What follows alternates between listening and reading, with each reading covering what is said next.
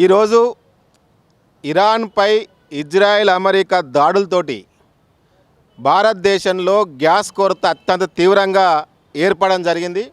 ఈ గ్యాస్ కొరతతోటి మొత్తం గ్యాస్ ఏజెన్సీలు పెద్ద ఎత్తున బ్లాక్ మార్కెట్ చేసి ఈరోజు తెలంగాణ రాష్ట్రంలో గ్యాస్ అనేది దొరకని పరిస్థితి ఈ రాష్ట్రంలో ఏర్పడుతున్నది. దీని పేరుతోటి తెలంగాణ రాష్ట్రంలో ఉన్నటువంటి పెద్ద పెద్ద హోటళ్ళు కానీ టోటల్గా మూతపడే పరిస్థితి ఏర్పడ్డది. అంతేకాదు చిరు వ్యాపారస్తులు కానీ చిన్న చిన్న హోటల్ కానీ టిఫిన్ సెంటర్లు కానీ ఇట్లాంటి అన్నీ కూడా ఈరోజు మూతపడే పరిస్థితి ఏర్పడ్డది. కార్పొరేట్ కంపెనీలలో ఉద్యోగాలు చేసేటువంటి వాళ్ళకు కూడా ఈరోజు టిఫిన్లు పెట్టం, టీలు పెట్టం, లేకపోతే మధ్యలో స్నాక్స్ ఇవ్వమని చెప్పేసి ఈరోజు ఆర్డర్లు జారీ చేసేటువంటి పరిస్థితి ఏర్పడ్డది. మామూలు ప్రజల పరిస్థితి కూడా ఈరోజు రోడ్ల మీద లైన్లు పెట్టుకొని ఉండాల్సిన పరిస్థితి ఉంది. ఇన్ని రోజులాగా లేనిది ఈరోజు ఎందుకు వచ్చిందనేది చెప్పేసి ఈరోజు మనం ప్రశ్నించుకోవాల్సిన అవసరం ఉన్నది. ఒకవైపేమో ప్రధానమంత్రి భారతదేశంలో గ్యాస్ కొరత లేకుండా మేము చూస్తున్నామని చెప్పేసి సమీక్షలు చేస్తూ ఉన్నారు. మరోవైపేమో ఖచ్చితంగా 25% గ్యాస్ కొరత ఉందని చెప్పేసి కేంద్ర పెట్రోలియం శాఖ మంత్రి గారు ప్రకటనలు చేస్తూ ఉన్నారు. మరి ఎందుకోసం గ్యాస్ కొరత ఏర్పడుతుందన్నది మనం పునరాలోచన చేసుకోవాల్సిన అవసరం ఉంది. ఒకవైపు ఈరోజు గ్యాస్ రాకుండా రష్యా మీద ఆంక్షలు పెట్టాల్సిన పరిస్థితి, ఈరోజు భారతదేశం మీద గ్యాస్ రావాలన్నా వద్దన్నా కూడా అమెరికా నిర్ణయించేటువంటి పరిస్థితి వెళ్ళిపోయిందంటే ఈరోజు భారతదేశం ప్రధానమంత్రి ఎవరి మీద ఆధారపడి ఈరోజు పరిపాలన చేస్తున్నది ప్రజలందరూ ఆలోచన చేయాలి. రష్యా నుంచి గ్యాస్ రావాలన్నా కూడా అమెరికా అనుమతులు తీసుకోవాలని చెప్పేసి సందర్భంగా నేను ప్రశ్నిస్తూ ఉన్నాను. గ్యాస్ కొరత లేకుండా భారతదేశంలో గ్యాస్ కొరత లేకుండా చూడాల్సిన బాధ్యత ఈరోజు భారత ప్రభుత్వం అని చెప్పేసి ఈరోజు నేను చెప్పదలుచుకున్నాను. కరీంనగర్ జిల్లాలో కూడా ఈరోజు ఏజెన్సీలు అన్నీ బ్లాక్ చేసేసి గ్యాస్ అంతా కూడా బ్లాక్ చేసి ఈరోజు గ్యాస్ ప్రజలకు ఇయ్యలేనటువంటి పరిస్థితి ఏర్పడుతూ ఉంది. గ్యాస్ బుక్ చేసుకుంటే తెల్లారి మర్నాడు వచ్చేటువంటి గ్యాస్ ఈరోజు 45 రోజులని నిబంధనలు పెడుతున్నారు, 25 రోజులని నిబంధనలు పెడుతున్నారు. ఈ రకంగా నిబంధనలు పెట్టి పెద్ద హోటళ్లకు సప్లై చేసేటువంటి పరిస్థితి ఈరోజు తెలంగాణ రాష్ట్రంలో ఉంది. ఇట్లాంటి బ్లాక్ దందాను నివారించాల్సినటువంటి అధికారులు, సివిల్ సప్లై అధికారులు మొద్దు నిద్రపోతున్నారు. ఉత్తమ్ కుమార్ రెడ్డి గారు కూడా చెప్తూ ఉన్నారు గ్యాస్ కొరత ఉన్నదని చెప్పేసి. ఈరోజు ప్రభుత్వ సంస్థలకు కానీ లేకపోతే ఈరోజు 10th క్లాస్ పరీక్షలు జరుగుతూ ఉన్నాయి, వాళ్ళకి స్నాక్స్ పెట్టాలని కూడా టిఫిన్స్ పెట్టాలని కూడా ఈరోజు గ్యాస్ కొరత ఏర్పడుతున్నది. హాస్టల్స్ ఉన్నాయి, ప్రభుత్వ హాస్టల్స్ ఉన్నాయి, వీటికి కూడా గ్యాస్ కొరత ఏర్పడుతున్నది. ఈరోజు అన్ని రకాలుగా వ్యవస్థను స్తంభింపజేసేటువంటి పరిస్థితి ఉంది. మరోవైపు ఈరోజు కేరళ, బెంగాల్, తర్వాత తమిళనాడులో ఎన్నికలు ఉన్నాయి కాబట్టి ఈరోజు పెట్రోల్ కానీ డీజిల్ కానీ ధరలు పెంచలేదు. అది అయిపోయిన తర్వాత కూడా డీజిల్ పెట్రోల్ ధరలు కూడా పెంచడానికి కేంద్ర ప్రభుత్వం సంసిద్ధంగా ఉన్నది. కాబట్టి ఇవన్నిటి కూడా ప్రజలు గమనించాలి. ఏదైతే గ్యాస్ కొరత ఉందో ఈ గ్యాస్ కొరత లేకుండా చూడాల్సిన బాధ్యత కూడా బీజేపీ ప్రభుత్వం అని చెప్పే సందర్భంగా నేను తెలియజేస్తా ఉన్నాను. ఈరోజు భారతదేశంలో అదేవిధంగా ముఖ్యంగా తెలంగాణ రాష్ట్రంలో గ్యాస్ కొరత తీవ్రంగా ఉంది. ఈ గ్యాస్ కొరత వల్ల ఈరోజు ప్రజలు నానా ఇబ్బందులు పడుతూ ఉన్నారు. గ్యాస్ బుకింగ్ చేసుకున్న తర్వాత నెల రోజులకు గ్యాస్ వస్తుందని చెప్తా ఉన్నారు. ఈ యొక్క గ్యాసు కొరత వల్ల ఈరోజు ఇరాన్ దేశంపై ఇజ్రాయెల్ జరుగుతున్నటువంటి దాడి, అమెరికా మద్దతు ఇవ్వడం వల్ల ఈరోజు భారతదేశంలో గ్యాస్ కొరత అనేది నెలకొన్నా ఉంది. ఈ యొక్క గ్యాస్ కొరతను తీర్చిదిద్దడంలో కేంద్ర రాష్ట్ర ప్రభుత్వాలు పూర్తిగా విఫలమైనాయి. గ్యాస్ లేకపోవడం వల్ల ఈరోజు హోటళ్ళు పూర్తిగా మూతపడేటువంటి దుస్థితి ఉంది. అదేవిధంగా ఇంట్లో కూడా గ్యాస్ లేకపోవడం వల్ల కట్టెల పొయ్యి అంటే వెనకటి కాలం వచ్చేటువంటి దుస్థితి ఉంది. అదే కాకుండా హాస్టళ్ళు, ఇతరత్ర ప్రైవేట్ హాస్టల్ కావచ్చు, విద్యార్థులు లక్షలాది మంది ఈరోజు హైదరాబాద్, కరీంనగర్ పెద్ద నగరాల్లో చదువుకుంటున్నటువంటి విద్యార్థులకు కూడా ఈరోజు వసతి సౌకర్యం లేకపోవడం, తిండి కూడా మెనూలో కూడా మార్పులు చేస్తూ ఉన్నారు.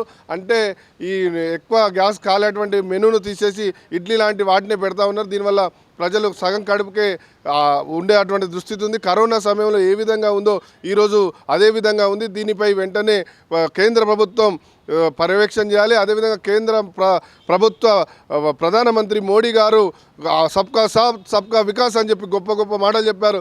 సబ్కా సాత్ సబ్కా వికాస్ అంటే ఈ యొక్క తిండి లేని దుస్థితి తీసుకురావడం భారతదేశ ప్రజలని చెప్పి ప్రశ్నిస్తూ ఉన్నాం. వెంటనే ఈ గ్యాస్ కొరత వల్ల కూడా కొందరు మధ్య దళారులు బ్లాక్ మార్కెట్కు ఈ గ్యాస్ను కూడా తరలిస్తున్నారు. వారిపై కూడా నిఘా పెట్టి వెంటనే కేసులు నమోదు చేయాలని చెప్పి డిమాండ్ చేస్తూ ఉన్నాం. దీనితో పాటు విద్యార్థుల ఆకలి మంటలకు చనిపోయే పరిస్థితి ఉంది. కాబట్టి వెంటనే తిండిని కూడా వేరే మార్గాల ద్వారా ప్రజలందరికీ తిండి అందే విధంగా ప్రభుత్వం చర్యలు తీసుకోవాలి. అదేవిధంగా గ్యాస్ కొరతను కూడా నిరోధించాల్సినటువంటి అవసరం ఉంది. దీనిపై వెంటనే ప్రభుత్వం చొరవ తీసుకొని సమస్య పరిష్కరించకుండా ఇది జటిలమై చాలా ప్రమాదకర పరిస్థితికి దేశం పోయేటువంటి పరిస్థితి ఉంది. ఈరోజు బీజేపీ నాయకులు ఎన్నో మాటలు మాట్లాడుతూ గతంలో ఎన్నికల్లో ఎన్నో వాగ్దానాలు ఇచ్చారు.